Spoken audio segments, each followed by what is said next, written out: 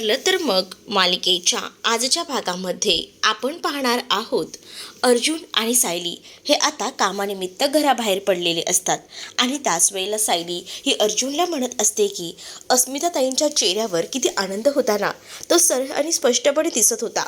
खरंच ना, सचिन भाऊजी बोलायला लागल्यापासून अस्मिता खूपच खुश आहे. पण तुम्हाला आता एक गोष्ट कळते का? प्रिया आणि अश्विन भाऊजींचं काय चाललंय? म्हणजे त्यांच्या नात्यात काहीतरी नक्कीच काहीतरी घडत आहे. त्यांचं वागणं, त्यांचं बोलणं हे जरा वेगळं वाटलं. कारण प्रिया मगाशी बोलत होती की तिच्या मैत्रिणीकडे ती आहे, पण त्या आवाजावरनं वाटत नव्हतं तिच्या मागे तिची मैत्रीण असेल म्हणून. कारण आहे ना, मला पूर्णपणे खात्री आहे की नक्कीच हे सगळं खोटं आहे. पण आपण या सगळ्यामध्ये काय करू शकतो? काहीच करू शकत नाही. आणि म्हणूनच तर आपण आता शांत राहिलेलंच बरं. पण दुसरीकडे मात्र आता अर्जुन आणि सायलीला निघायचं असतं. अर्जुन म्हणतो की थांब, मी चैतन्याशी पटकन बोलून घेतो, जे काही आहे ते बघूया. त्याच वेळेला आता चैतन्याला कॉल केल्यावर चैतन्याला अर्जुन सांगू लागतो की तुला तर मी सांगितलं होतं की तो बाबू ड्रायव्हर जो आहे तो इकडे नाही आहे सध्या, तो तुळजापूरला आहे. तर तुळजापूरवर ना त्याला आणायचं काम तुझं आहे. त्याला पनवेलमध्ये घेऊन ये आणि आपल्या ऑफिसच्या स्टोरूममध्ये त्याला ठेव. हॉटेलमध्ये वगैरे ठेवायचं नाही. का? मी विचार केला होता की त्याला एका हॉटेलमध्ये वगैरे आपण ठेवूया. नाही नाही, त्याची काहीच गरज नाही आहे. हॉटेलमध्ये ठेवलं तर प्रॉब्लेम होऊ शकतो. तो जिवंत आहे हे कोणाला माहीत नाही आहे, असं देखील आता अर्जुन हा चैतन्याला सांगू लागतो. आणि त्यानंतर मीही लवकरच पोचतोय, तोपर्यंत तू त्याला घेऊन ऑफिसमध्ये ये, असं देखील आता चैतन्याला अर्जुन सांगू लागतो. आणि त्यानंतर अर्जुन हा फोन ठेवतो. अर्जुनने फोन ठेवल्यानंतर अर्जुन आता सायलीला सगळ्या इन्स्ट्रक्शन देत असतो. म्हणजेच आता आपण ऑफिसला जाऊया, ऑफिसमध्ये जाऊन थोडं डिस्कशन करूया आणि त्यानंतर थोड्याच वेळामध्ये आपण आहे ना बाबू ड्रायव्हरला भेटूया. आणि बाबू ड्रायव्हरची भेट झाली की मग सिनियरशी सुद्धा भेट करता येईल. म्हणजे सिनियरलासुद्धा या गोष्टी सांगता येतील. म्हणूनच मला असं वाटतं की पटकन आपण ही कामं उरकून घेऊया. आता दोघेही जण घराबाहेर पडलेली असतात. तर दुसरीकडे मात्र आता नागराजला टेन्शन आलेलं असतं, कारण त्याला घराबाहेर पडता येणार नसतं. कारण त्याची आजची नाईटची ड्युटी असते महिपतला सांभाळायची. पण आता त्याला कळत असतं की ही जर ड्युटी आपण करायला गेलो तर सगळीकडनं आपलं मरण आहे. मग आता आपल्याला बाहेर पडता येणार नाही. तरीसुद्धा तो बाहेर पडायचा विचार करत असतो. सुमनला सांगत असतो. तर सुमन म्हणत असते की तुम्हालाही चांगलंच माहिती आहे की काय सांगितलेलं आहे ते भाऊजींनी, त्यामुळे तुम्ही बाहेर पडताना विचार करा. मग तुम्हाला जेवण बनवायचं आहे की नाही ते आताच सांगा, कारण नंतर पुन्हा प्रॉब्लेम होऊ शकतो. म्हणूनच मी तुम्हाला विचारते. अगं ये बाई, डोकं नको खाऊस गं, असं आता तो बोलत असताना तिकडे आता प्रतिमा येते. प्रतिमा आल्यावर नागराज लगेच आपल्या बोलण्याचा टोन चेंज करतो आणि तो म्हणतो की मी कुठेही जात नाही आहे, मी इथेच बाहेर आहे, जरा माझं काम आहे, ते फोनवर बोलून येतो, असं आता तो म्हणू लागतो. आणि तो मुद्दामूनच ना आता बाहेर जायला निघतो. तर प्रतिमाला आता पूर्णपणे नागराजचं जे काही चाललेलं आहे ते कळत असतं. म्हणूनच आता प्रतिमा जी आहे ती सुमनकडे पाहत असते. दुसरीकडे प्रिया ही महिपत जवळ असते आणि त्याच वेळेला ना तिचं डोकं खूप जास्त पेरलेलं असतं, कारण तिला आता महिपत सोबत ड्युटी करायला लागत असते. तेवढ्यातच तिला नागराजचा कॉल येतो नागराजशी बोलण्यासाठी. म्हणून प्रिया आता बाजूला येते. तर नागराज हा प्रियाला म्हणत असतो की मला ना आज रात्रीच्या ड्युटीला यायला जमणार नाही आहे. त्यावर प्रियाची खोपडी सटकते. प्रिया म्हणते की तुम्हाला कळते का तुम्ही काय बोलताय ते? एकतर त्या तोंडातनं काय बोलताय ना त्याचा आवाजही नीट धड ऐकायला येत नाही आहे. इतका आवाज तुमचा बसलाय, काही झालं आहे काय तुम्हाला? असं देखील आता ती ओरडून ओरडून बोलत असते. त्यावेळेला मात्र आता नागराज सांगत असतो की तीच तर पंचायत झाली, तेच सांगायला तुला फोन केला आहे. सगळीकडनं मी बंदिस्त झालेलो आहे. खरं तर दादाने मला बाहेर पडायचं नाही असं सांगितलं आहे, आणि जर मी बाहेर पडलो रात्रीच्या वेळेला तर माझं काही खरं नाही. म्हणजेच दादाने मला सांगितले दुसऱ्या दिवशी घरात घेणार नाही, नाहीतर एकतर तो माझा पाठलागही करणार आहे. जर त्याने माझा पाठलाग केला तर आपलं सगळंच भांडं फुटू शकतं. आणि त्यामुळेच ना मी आता तरी शांत आहे. म्हणूनच मी तुला बोलतोय की तुलाच आता या सगळ्या गोष्टी सांभाळून घ्यायला लागणार आहेत. पण आता महिपतला रात्रभर मी हँडल करायचं आहे का? कारण माझी ड्युटी तर संपणार आहे आणि मला घरीही जायचं आहे. मी माझ्या नवऱ्याला काय उत्तर देणार आहे याचा विचारही तुम्ही केला आहे का? असं देखील आता प्रिया जी आहे ती बोलत असते. आणि तेव्हा मात्र नागराज म्हणतो की आता तुझ्या नवऱ्याला काय सांगायचं आहे ते तू सांग, पण मला नाही येता येणार आहे तिथे, त्यामुळे तुला आज तिथेच हँडल करावं लागणार आहे, असं देखील तो आता तिला सांगू लागतो. त्यावर मात्र आता प्रिया म्हणत असते की जी अवस्था लय बेकार झाली, ते बाहेर कुत्रं असतं ना त्याचं त्याचं तरी बरं असतं, स्वतःचं स्वतः काहीतरी करू शकतो, पण तुमची अवस्था तर लयच बेकार करून ठेवली त्या किल्लेदारनं, असं आता प्रिया म्हणू लागते. त्यावर नागराज म्हणतो, ए तुला सांगितलंय ना तेवढं कर, त्याच्याकडे लक्ष दे, कारण नाही तर ना आपण 12च्या भावात जाऊ शकतो, हेही लक्षात ठेव, असं देखील आता म्हटलं जातं. आणि जेव्हा या सगळ्या गोष्टी बोलल्या जातात ना, तेव्हा मात्र आता कुठे जाऊन प्रिया म्हणत असते की ठीक आहे, मी थांबते रात्रभर, पण मी उद्या कोणतीही कारणं ऐकणार नाही आहे. तुम्हाला उद्या सकाळी इथं यावंच लागणार आहे, कारण या महिपतला हँडल करणं म्हणजे खूप मुश्किल आहे आणि ते कसं मी हँडल करते ना, ते मला माहिती आहे. अगं मला माहिती आहे, पण आजच्या दिवस कर ग हँडल कर. मग आता महिपत विरोधात तिथेच उभं राहायचं म्हणजे प्रियावर टेन्शन असतं, कारण प्रियाला माहिती असतं की हा महिपत काही करू शकतो आणि त्यामुळेच ना आता प्रिया थोडी का होईना घाबरलेली असते, कारण या माणसासोबत रात्रभर कसं राहायचं हा मोठा प्रश्न तिच्यासाठी असतो. दुसरीकडे मात्र आता नागराजचा घसा जास्तच दुखत असतो आणि वर टाकूनही ठेवलेलं असतं की घराबाहेर पडला तर तुझं जगणं मुश्किल आहे, म्हणजे तुला बाहेरच राहावं लागेल किंवा एकतर मी तुझ्या मागे येईन. आणि त्यामुळेच ना नागराज घाबरलेला असतो. इकडे प्रिया फोन ठेवते तर महिपत आता तिला म्हणत असतो, काय मग आज रात्रभर माझ्यासोबतच आहेस काय? ते जरा काय डोळा लागला तर बघ तुझा घसा कसा आवळतो, ते तुझा पण गळा मी आवळून टाकणार आहे. त्या नागराजला कसा जलवा दाखवलाय, आता तुझी वारी आहे, असं देखील आता महिपत हा बोलत असतो. पण यावेळेला ना प्रिया घाबरत नसते, कारण प्रियाकडे एकमेव पुरावा असतो ना की साक्षी जिवंत असल्याचा. आणि त्यामुळे ना प्रिया मात्र एकदम ॲटिट्यूडमध्ये त्याच्याकडेच पाहत असते आणि बोलत असते की तुम्ही माझा गळा दाबणार आहात, काही करू शकत नाही तुम्ही माझं वाकडं. सरळ सरळ त्याच्या तोंडाला तोंड ती लावत असते. आणि त्याच वेळेला ती म्हणत असते की तुमचं एक सिक्रेट तर माझ्याकडेच आहे, मग तुम्ही माझा घसा कसा काय दाबू शकता? त्याच वेळेला महिपतही तिच्याकडे पाहू लागतो. तर इकडे मात्र प्रिया आता त्याला सांगू लागते की ते काय ना, साक्षी जिवंत आहे, साक्षी जिवंत आहे एवढा शब्द फक्त प्रियाने तोंडात ना काढता क्षणी इकडे महिपतची मान खालीच पडते, कारण महिपतला आता माहितीही नसतं की खरंच या सगळ्या गोष्टी आता बाहेरपर्यंत कळलेल्या आहेत ते. पण प्रियाचा ॲटिट्यूड आता एकदम वेगळाच असतो, कारण तिला आता माहिती असतं ना साक्षी जिवंत आहे आणि ह्याची दुखरी नस आपण दाबलेली आहे म्हटल्यावर आता हा आपलं काहीही वाकडं करू शकणार नाही आहे. आणि त्यामुळेच ना ती एकदम बोलू लागते. आणि जेव्हा ती ह्या सगळ्या गोष्टी बोलते ना, तेव्हा मात्र आता इथे महिपत शांत बसलेला असतो. दुसरीकडे आता आणि सायली किचनमध्ये काम करत असतानाच बोलत असतात. आणि तेवढ्यातच ना सायली आणि कल्पना यांच्या छान गप्पा रंगलेल्याही असतात. तेवढ्यातच ना अश्विन फोनवर बोलतच खाली आलेला असतो. त्याला प्रियाचा कॉल आलेला असतो. प्रिया अश्विनला सांगत असते की आज मला रात्री यायला जमणार नाही आहे, कारण माझ्या मैत्रिणीकडे ना एक पार्टी आहे, तिने ती पार्टी ऑर्गनाईज केली आहे आणि त्याचसाठी मला भेटावं लागणार आहे. मग मी इथेच थांबते, कारण माझ्या श्रुती आणि रेवती मैत्रिणी आहेत ना, त्यांची पार्टी आहे. चालेल ठीक आहे, थांब मग बाहेर, पण उद्या सकाळी निदान लवकर तरी ये, असं देखील आता अश्विन हा प्रियाला म्हणत असतो. पण आता सायली विचार करते की नाही, काहीतरी नक्कीच गडबड आहे, कारण मी या अशा कधी मैत्रिणी ऐकल्याच नव्हत्या. मग आता या नवीन मैत्रिणी कोण आल्या आहेत हिच्या, नक्कीच ना काहीतरी गडबड आहे आणि अश्विन भाऊजींपासना ती लपवत आहे, असाच विचार ना आता सायली करत असते. आणि सायली अश्विनला थांबवते आणि अश्विनला म्हणत असते की अश्विन भाऊजी, तुम्ही या सगळ्याच्या खोलवर विचार का करत नाही हो? म्हणजे मला एक गोष्ट सांगा की तुम्हाला माहिती आहे ना, प्रिया दिवसभरही नाही आहे आणि आता ती पुन्हा घरीही येणार नाही आहे, तरीसुद्धा तुम्ही तिला असं ढिलं कसं सोडू शकता? उलट तुम्ही तिची तपासणी घ्यायला हवी, नक्की ती तुमच्यापासून काही लपवत तर नाही आहे ना, या सगळ्याचा तपास घ्या, आता सायली सांगत असते.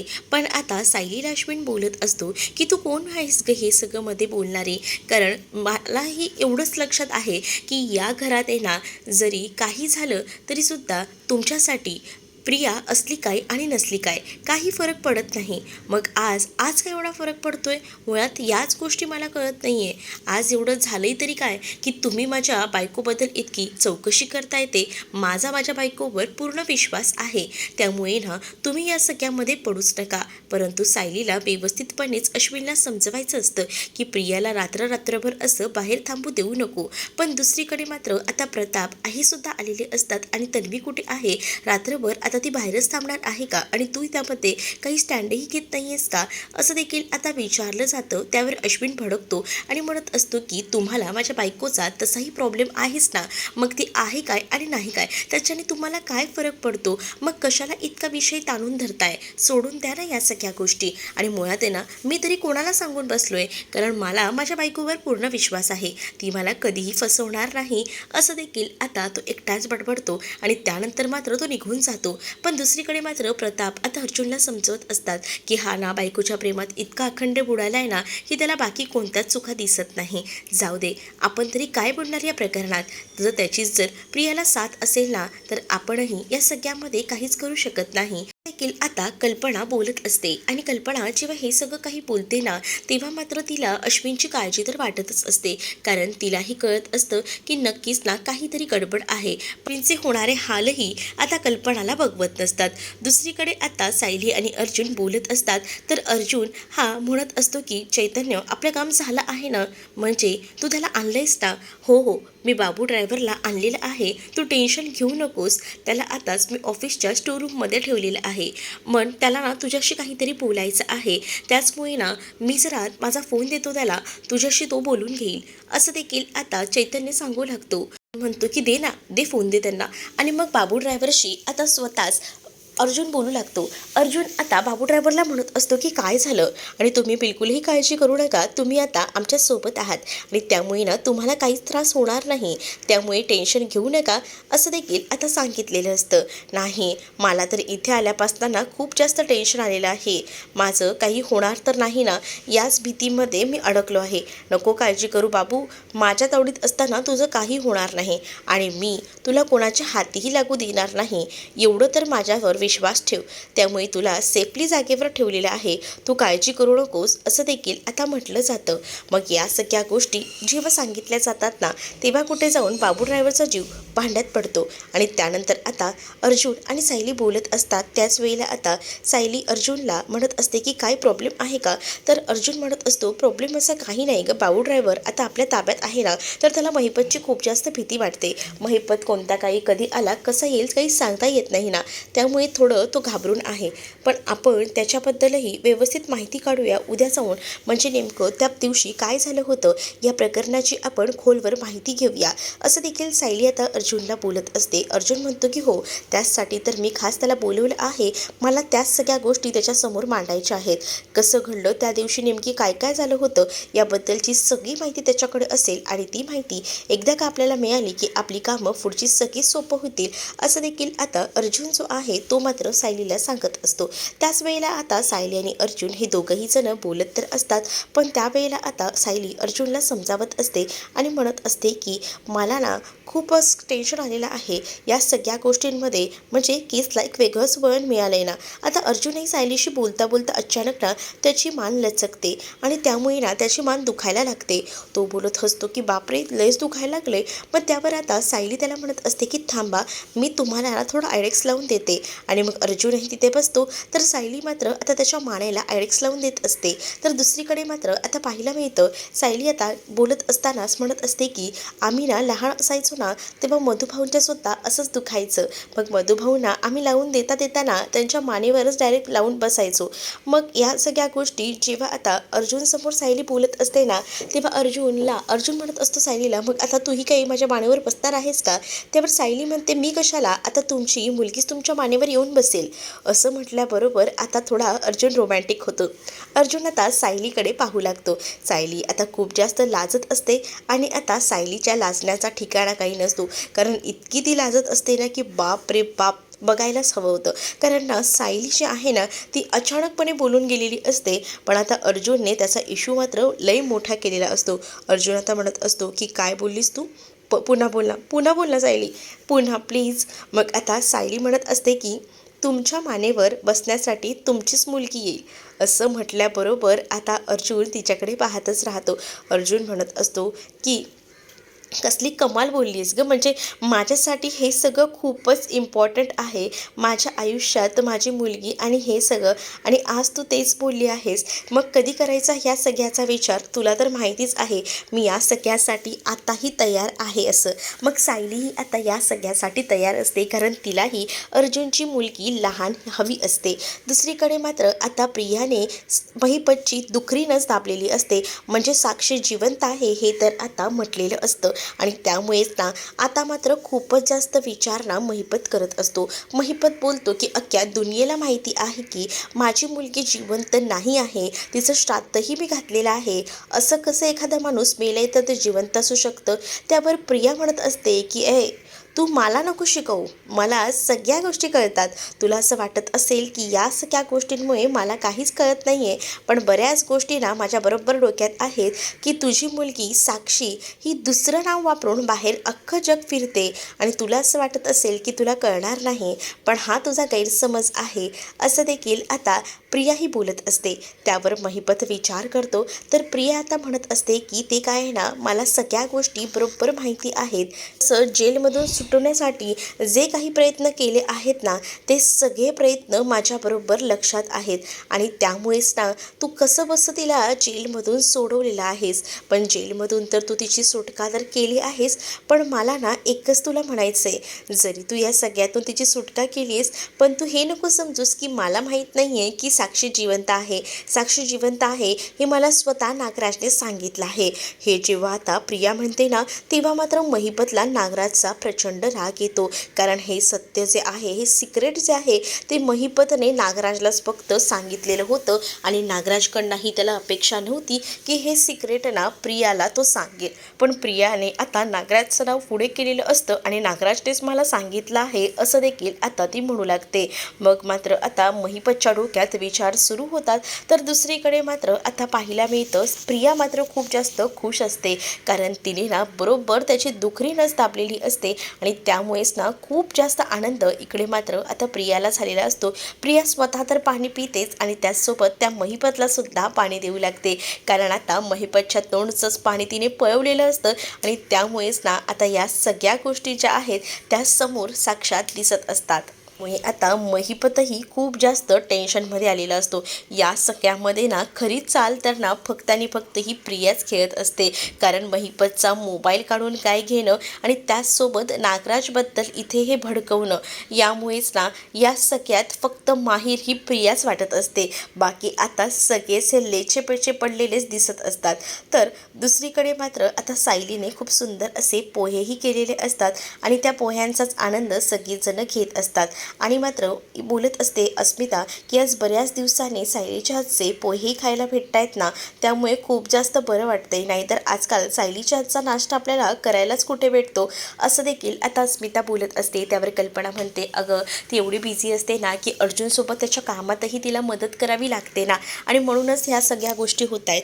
पण जाऊ दे, आपल्या अर्जुनलाही ती मदत करते ना, ते एक गोष्ट चांगली आहे. मग आता अस्मिता, आता सध्या ना खूप तुझे लाड होत आहेत असं अर्जुन म्हणतो, कारण आता काही दिवस तुझे हे असेच लाड चालणार हेही कन्फर्म आहे.